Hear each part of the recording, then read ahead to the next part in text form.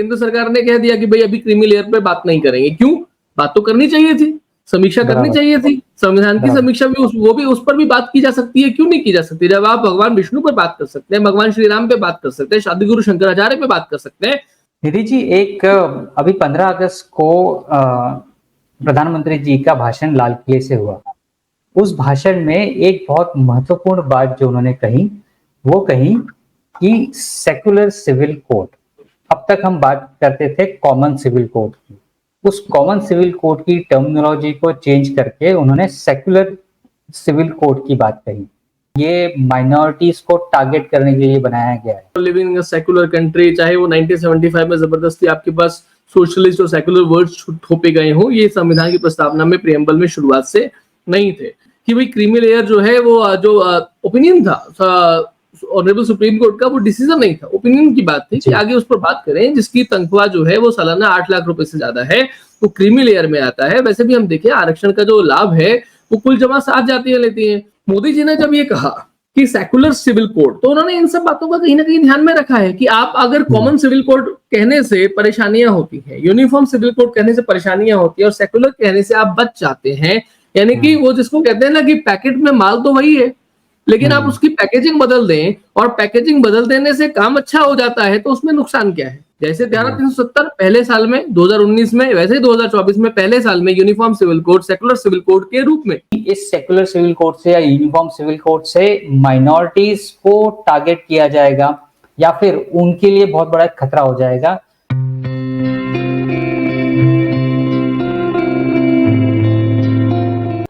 नमस्ते, मैं हूं राहुल और आप देख रहे हैं मेरा रुख।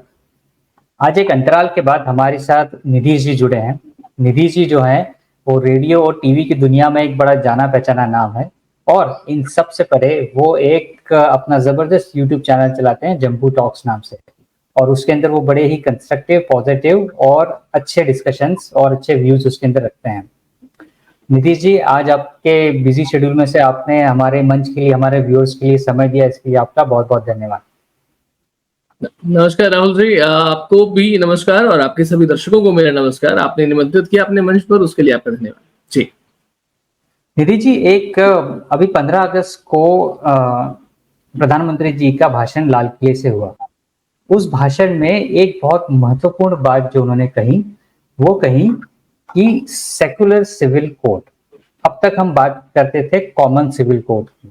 उस कॉमन सिविल कोड की टर्मिनोलॉजी को चेंज करके उन्होंने सेकुलर सिविल कोड की बात कही।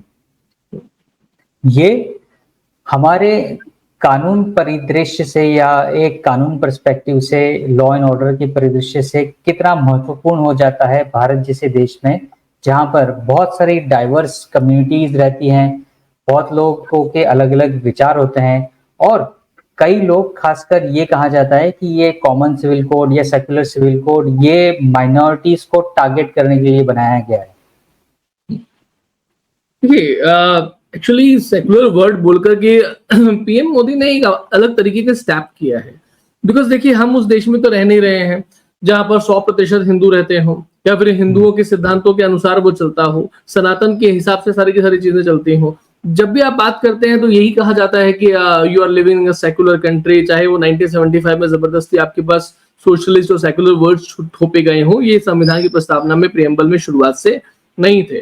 तो इवन देन वर्तमान की बात करें, बिकॉज कई बार ऐसा होता है कि जो हो गया वो हो गया, अब आप कुछ नहीं कर सकते। अब हम कहें चाहे कितना भी कि 1971 के युद्ध में जब 90,000 पाकिस्तानी सैनिक हमारे पास में थे तो आप लाहौर तक जा सकते थे, सब कुछ कर सकते थे, नहीं किया। तो आप उसको है ना, उसका राग अलापने से, उसका ढोल पीटने से नहीं होता है। आज की तारीख में आप क्या कर सकते हैं उसकी मूल बात आती है। तो सेकुलर सोशलिस्ट वर्ड अभी हमारे पास में है। आप संविधान को संशोधन की बात करते हैं या फिर समीक्षा करने तक की बात करते हैं तो दुनिया में ऐसा हल्ला मच जाता है कि आप 303 सीट से 240 पर आ जाते हैं। लोगों को लगता है कि आरक्षण हटा देंगे।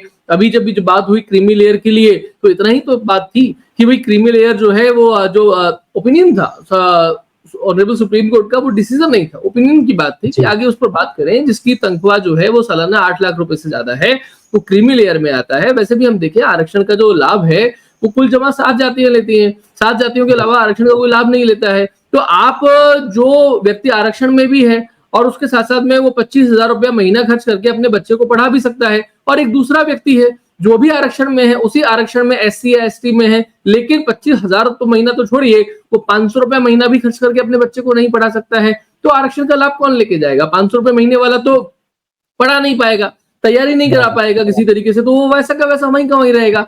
और जो 25,000 रुपए महीना खर्च भी कर सकता है और क्रीमी लेयर में भी आता है और आरक्षण भी उसे मिलता है, वो भी नहीं छोड़ना चाहता। तो आप जिस देश में रह रहे हैं उस देश के अनुसार में, उसके वर्तमान के अनुसार में आपको काम करना पड़ता है। एंड दैट्स व्हाई केंद्र सरकार ने कह दिया कि भाई अभी क्रीमी लेयर पे बात नहीं करेंगे। क्यों? बात तो करनी चाहिए थी, समीक्षा करनी चाहिए थी, संविधान की समीक्षा भी वो भी उस पर भी बात की जा सकती है। क्यों नहीं की जा सकती? जब आप भगवान विष्णु पर बात कर सकते हैं, भगवान श्री राम पे बात कर सकते हैं, शादिगुरु शंकराचार्य पे बात कर सकते हैं, तो कोई जिसने संविधान बनाया, जिन्होंने लागू किया, जो भारत के प्रधानमंत्री रहे, वर्तमान की बात करें, पहले की बात करें, कौन थे? अवतार थे क्या? आदमी थे ना, आदमी का अपना विचार था ना, तो व्यक्ति पर बात क्यों नहीं होनी चाहिए? व्यक्ति के विचार पर बात क्यों नहीं होनी चाहिए? आप व्यक्ति को भगवान के तौर पे, मैं तो उन लोगों को भी गलत मानता हूं जो कई बार कहते हैं कि प्रधानमंत्री नरेंद्र मोदी की तुलना जो है वो श्री कृष्ण से कह करके और ना अर्जुन को जो है वो कोई हनुमान बना देता है, अमित शाह को तो कोई किसी को चाणक्य बना देता है। ये कहने में पॉलिटिकल डिप्लोमेसी में ठीक हो सकता है, लेकिन ये अच्छी बात नहीं होती है। व्यक्ति व्यक्ति है और व्यक्ति को व्यक्ति के तरीके से देखना चाहिए, उसको विचार के तरीके से देखना चाहिए। व्यक्ति में कभी उठाव भी आ सकता है, अभ्युदय भी आ सकता है, निश्चय भी आ सकता है, वो अधोगति को भी प्राप्त कर सकता है। ऐसा हमने न जाने कितने एग्जाम्पल्स दुनिया भर में देखे। तो ऐसे में मोदी जी ने जब ये कहा कि सेकुलर सिविल कोड, तो उन्होंने इन सब बातों का कहीं ना कहीं ध्यान में रखा है कि आप अगर कॉमन सिविल कोड कहने से परेशानियां होती हैं, यूनिफॉर्म सिविल कोड कहने से परेशानियां होती है और सेकुलर कहने से आप बच जाते हैं, यानी कि वो जिसको कहते हैं ना कि पैकेट में माल तो वही है, लेकिन आप उसकी पैकेजिंग बदल दें और पैकेजिंग बदल देने से काम अच्छा हो जाता है, तो उसमें नुकसान क्या है? तो पैकेजिंग बदलने का प्रयास है मेरे हिसाब से। उसमें यूनिफॉर्म सिविल कोड के अंदर जो चीजें थी या कॉमन सिविल कोड के अंदर जो चीजें थी उसमें कोई बदलाव वाली बात नहीं है और केवल पैकेजिंग बदलने वाली बात है। लेकिन सेकुलर वर्ड केवल आने से अगर भारत का हित होता है, भारतवंशियों का हित होता है, तो इसमें गलत क्या है? इसमें तो कोई दिक्कत वाली बात नहीं है। मूव एक तरीके से प्रधानमंत्री का इट्स अ गुड मूव। लेकिन और ये साथ साथ में ये भी दिखाता है कि प्रधानमंत्री जी के बारे में जो कहा जा रहा था कि बॉडी लैंग्वेज उनकी बदल गई है आफ्टर 240 सीट्स, कि चंद्रबाबू नायडू ने उनका एक हाथ पकड़ रखा है, एक हाथ नीतीश कुमार ने पकड़ रखा है और आप एक इधर खींचेगा एक उधर खींचेगा। तो पीएम मोदी ने ये एक बोल्ड स्टेप दिखाया है इन 15 अगस्त को लाल किले की प्राचीर से बोलते हुए कि अभी भी हम चुके नहीं हैं, आप हमारे हाथ को ऐसे पकड़ के झटका नहीं दे सकते हैं। अभी तक तो नहीं हुआ ये बात, यूनिफॉर्म सिविल कोड की बात कभी की नहीं गई इस तरीके से, जबकि आपके पास 283 भी थी, 303 भी थी, तब भी नहीं की गई। तो 240 पर भी पहले ही साल में 15 अगस्त को बोलना ये एक साहस को भी दिखाता है और कभी कभी आप कह सकते हैं कि दुस्साहस को भी दिखाता है कि हमारे अंदर करने की कैपेबिलिटी है, वील डू इट, हम करेंगे और आप में दम है तो आप हमें जो है वो छोड़ के बताइए। तो आप कहाँ जाओगे? आप जहां जाओगे वो हमारा साया आपके पीछे पीछे आएगा। तो ये एक उनका एक साहस भी दर्शाता है। It's a good move, it's a political move और ये उनका एक जिसको प्रतिबद्धता कहते हैं कि आप अपने थॉट्स के प्रति जो प्रतिबद्ध थे, आप अपनी कार्यशैली के प्रति भी, और साथ साथ में आपका अपना जो विचार परिवार का एक मामला था कि आपको धारा 370 की बात करनी है, यूनिफॉर्म सिविल कोड की बात करनी है, श्री राम मंदिर की बात करनी है, तो तीसरा जो रह गया उसको हम इस कार्यकाल में निपटाएंगे, करेंगे। पहले नहीं हो पाया, पहले 2 हुए, श्री राम मंदिर का हुआ और धारा 370 का हुआ। इस कार्यकाल में यूनिफॉर्म सिविल कोड करना है, ये तो करना ही है और पहले साल में ही करना है, आगे क्यों बढ़ाना है? डी.वाई. चंद्रचूड़ भी उस समय थे, तो आप देखेंगे 2019 में भी पहले साल में ही धारा 370 हुई थी 100 दिन के अंदर अंदर, तो और उसके बाद में श्री राम मंदिर का भी काम शुरू हो गया था। तो ये भी इनको पहले साल में करना है, ये इसको लिंगरिंग नहीं करना चाहते, ये दिखता है। जैसे धारा 370 पहले साल में 2019 में, वैसे ही 2024 में पहले साल में uniform civil code secular civil code के रूप में, क्योंकि आपकी गठबंधन वाली सरकार है, गठबंधन वाली सरकार नहीं होती तो यूनिफॉर्म सिविल कोड इसका नाम होता, वो यूनिफॉर्म सिविल कोड बोल। क्योंकि गठबंधन वाली सरकार है, थोड़ा सा बचकर के चलना पड़ेगा, थोड़ा सा आपको मक्खन मलाई के साथ में आपको काम करना पड़ेगा। तो वो उन्होंने सेकुलर सिविल कोड बोल दिया, उसमें कोई समस्या नहीं है। सेकुलर वर्ड बोल करके काम होता है तो काम होना चाहिए ना, मूल तो ये बात है जी। बराबर। और इस चीजों का एक छोटा सा ट्रेलर हमें कुछ राज्यों में देखने को भी मिल रहा है, जैसे आसाम में देखने को मिल रहा है और शायद गुजरात भी इसके ड्राफ्ट की तरफ आगे बढ़ रहा है या आगे सोच रहा है। तो इन चीजों का एक छोटा सा ट्रेलर हमें कुछ राज्यों में देखने को भी मिल रहा है। और जो आपने बात अभी बताई, बिल्कुल सही कहा कि अगर सेकुलर वर्ड का इस्तेमाल करने से ये चीज अगर हम इम्प्लीमेंट कर सकते हैं तो इसे जरूर करनी चाहिए। और रही बात किसी भी देश में लॉ एंड ऑर्डर की, तो लॉ एंड ऑर्डर उस देश में रहने वाले हर एक नागरिक के लिए सेम होता है। हम किसी भी कंट्री का एग्जांपल लेके देख सकते हैं, ना कि उसके रिलीजन या उसकी कम्युनिटी या उसकी थॉट प्रोसेस के हिसाब से उसका अलग अलग लॉ स्ट्रक्चर होता है। और ये चीज एक कंट्री को रन करने के लिए हो भी नहीं सकता। इसमें एक और चीज बात सामने आती है जो मैं आपसे पूछना चाहूंगा कि ये इसमें सच्चाई है या फिर ये इसमें जैसे लोकसभा चुनाव के दौरान ये बात फैलाई गई कि संविधान खतरे में आ रहा है या रिजर्वेशन खत्म हो रहा है, उसी तरीके से कि इस सेकुलर सिविल कोड से या यूनिफॉर्म सिविल कोड से माइनॉरिटीज को टारगेट किया जाएगा या फिर उनके लिए बहुत बड़ा खतरा हो जाएगा। ये चीज आप किस हद तक इसे मानते हैं या क्या देखते हैं? देखिए राहुल जी, संविधान किसी के बाप की बपौती नहीं है जो है ना यूं ही खतरे में आ जाएगा। उसके लिए इस देश को अभी इतना चल रहा है, इतना डिजिटलाइजेशन हो रहा है, इतना इंफ्रास्ट्रक्चर बढ़ रहा है, दुनिया में वर्ल्ड लीडर के तौर पे आप जा रहे हैं, तो ये पॉसिबल जो हुआ वो उसमें संविधान का भी अपना रोल है। तो संविधान को आप नकार तो नहीं सकते हैं। और संविधान को खतरे में की क्या बात है, संविधान में 100 से संशोधन तो हो चुके हैं। किसने किए वो संशोधन? तो कांग्रेस ने किए। मैक्सिमम संशोधन उन्होंने ही किए, उनके कार्यकाल में ही हुए हैं, क्योंकि राज भी उन्होंने ही किया है। तो इतने संशोधन उन्होंने क्यों किए? उनको लग रहा होगा कि भाई इसकी आवश्यकता है अपने पॉलिटिकल हितों के लिए, चाहे भारत के हितों के लिए, तो उन्होंने अपने हिसाब से किए। तो संविधान खतरे में तो तब था ना, तो जब संविधान खतरे में आया, तो आप ये करिए, जो लोग संविधान खतरे में है बोलते हैं कि भारत में संविधान जब सबसे ज्यादा खतरे में आया तो जिसने सबसे ज्यादा खतरे में डाला उसका नाम और उसका फोटो आप अपनी हर जगह से हटा दीजिए, तो वो आएगा इंदिरा गांधी का। तो यदि आप इंदिरा गांधी का नाम और फोटो लेते हैं तो आपको कोई अधिकार नहीं है किसी के बारे में बोलने का कि संविधान खतरे में है। क्योंकि आप पहले ये बताइए कि संविधान खतरे में है तो उन्होंने ऐसा कौन सा काम किया है जिसके कारण से संविधान खतरे में आ गया है? उन्होंने आप इमरजेंसी लगाई है क्या? उन्होंने आपको उठा करके बंद कर दिया है क्या जेलों में? उन्होंने मीडिया पर सेंसरशिप लगा दी है क्या? आज क्या रवीश कुमार, सागरिका घोष, राजदीप सरदेसाई, ये सब लोग नहीं बोलते हैं क्या? तो जब ऐसा कुछ है नहीं तो आप कैसे कह सकते हैं? तो इसलिए देश की जनता को आप किसी हद तक मुगालते में डाल सकते हैं, नैरेटिव में आप उसे फंसा सकते हैं। ये सामने वाला उतना अच्छे तरीके से शायद नहीं लड़ पाया, या फिर उनके पास में वो बैकअप नहीं होगा जो आपके पास में है, या उन्होंने आपको कमजोर समझा। ये एक विषय चर्चा का हो सकता है, लेकिन संविधान खतरे में है ये बेवकूफियाना वाली बात है, और कोई भी पढ़ा लिखा समझदार व्यक्ति इस बात से अपने आप को दूरी रखेगा।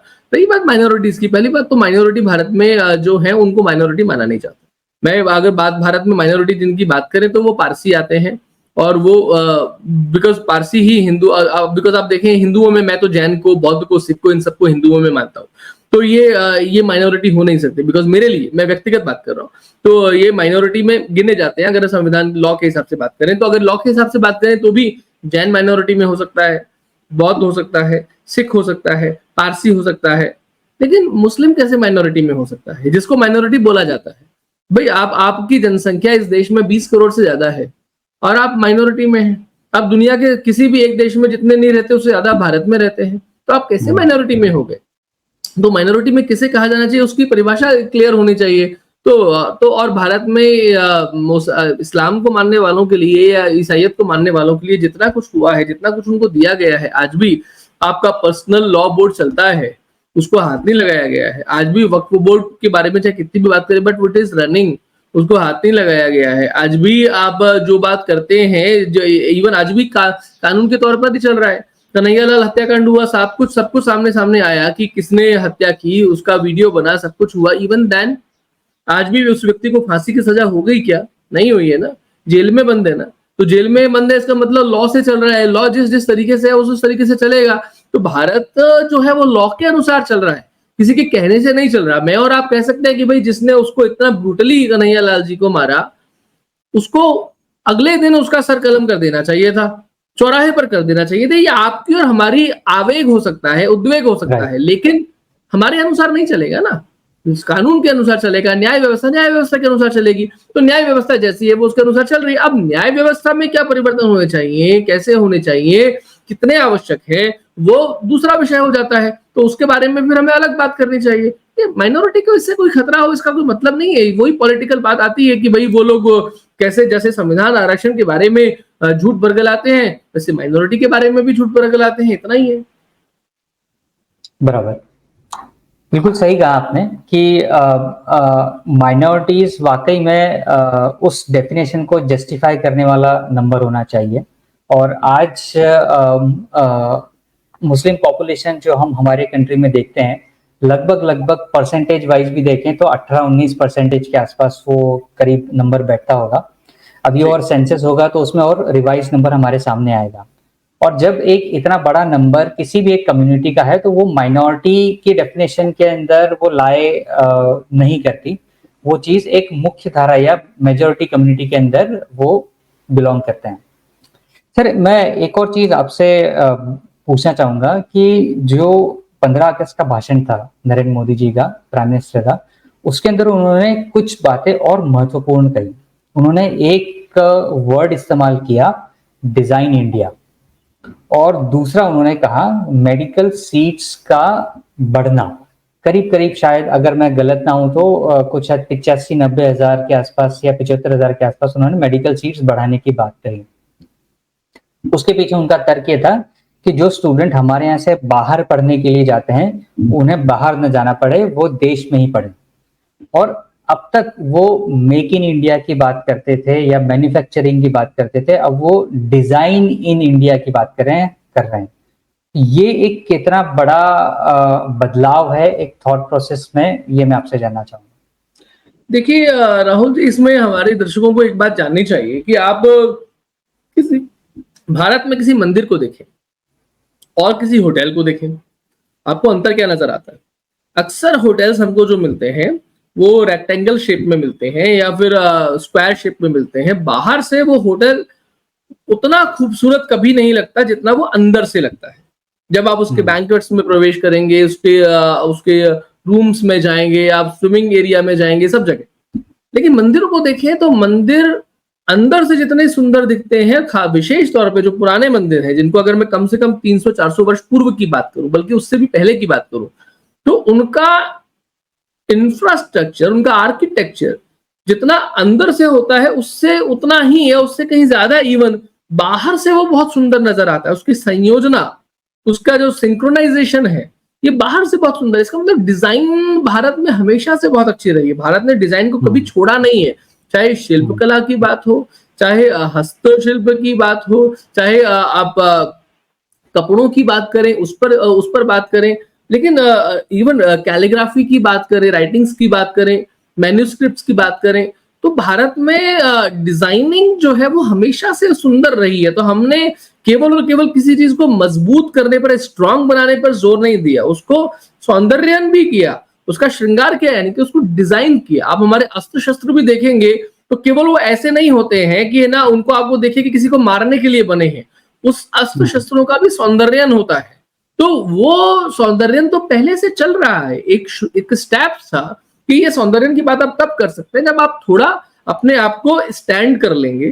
तो ये स्टैंड कहीं भारत कर चुका है। भारत ने आज दुनिया की विश्व की तीसरी बड़ी अर्थव्यवस्था बनने की तरफ भारत अपने कदम बढ़ा चुका है। पिछले 10 साल में भारत ने बहुत काम किया है, स्पेस में बहुत छलांग लगाई है, डिजिटलाइजेशन किया है, इंफ्रास्ट्रक्चर हुआ है, रेलवे में बहुत काम हुआ है, स्टार्टअप्स में बहुत काम हुआ है, यूनिकॉर्न बहुत बने हैं। तो ऐसे में 2014 में उन्होंने स्वच्छ भारत की बात की थी कि अभी तो गंदगी से बाहर निकलिए। आज हमारे पास में देश में देखें तो आज भी ऐसा नहीं है कि भारत में गंदगी नहीं है, लेकिन अगर आप 10 साल के गैप के हिसाब से देखें तो काम आपको नजर में आएगा, लेकिन आपको अपना पूर्वाग्रह हटा करके और आंखें खोल करके देखना पड़ेगा, तो समझ में आएगा। तो आज वो समय है कि अब हम डिजाइन की भी बात करें, केवल आप यहाँ पर आके बनाओ उसकी बात नहीं करें, but we should design a good one.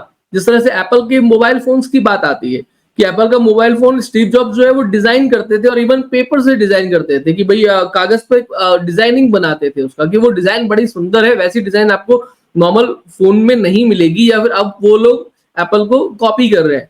तो एप्पल केवल इसलिए नहीं जाना जाता कि उसकी सिक्योरिटी बहुत अच्छी है, उसकी डिजाइन जो है उसके लिए भी जाना जाता है, और उसकी डिजाइन केवल बाहर से नहीं, उसके अंदर जितनी भी चीजें उसकी डिजाइन के लिए भी जाना जाता है। और स्टीव जॉब्स इसके लिए एक बहुत कुशल व्यक्ति थे। उनका तो हमेशा टेक्नोलॉजी के साथ साथ में डिजाइन पर फोकस रहा था। तो भारत अगर उसकी बात कर रहा है तो बिल्कुल सही बात कर रहा है।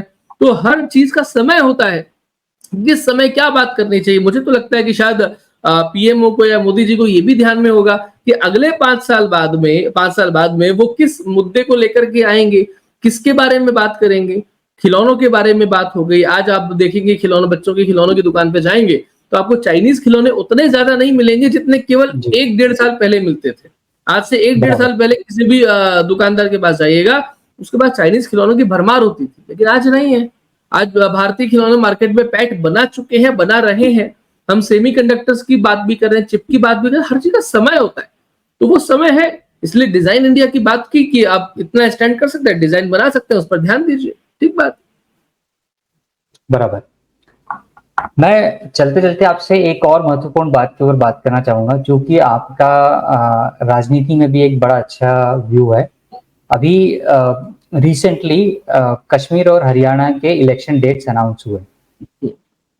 सो कश्मीर इलेक्शन को आप किस नजर से देखते हैं, स्पेशली कंसिडरिंग वहां पर लोकसभा में जिस तरह से वोटिंग हुई, जिस तरह से लोगों ने डेमोक्रेसी को वेलकम किया, इरिस्पेक्टिव कौन जीता कौन हारा हम उसकी बात नहीं करेंगे।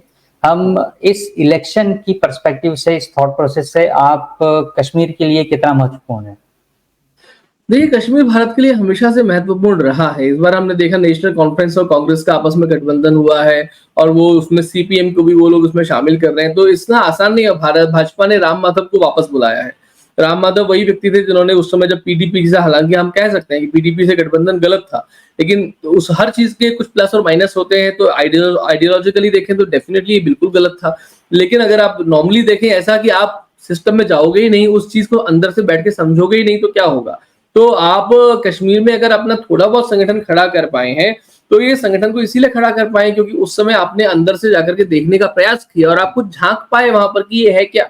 तो सरकार तो दूसरों की तब भी बन रही थी, अगर आप नहीं बनाते तो कोई और बनाता तो आप विपक्ष में बैठे रहते, लेकिन आप पक्ष में थे तो आप कुछ, कम से कम something is better than nothing.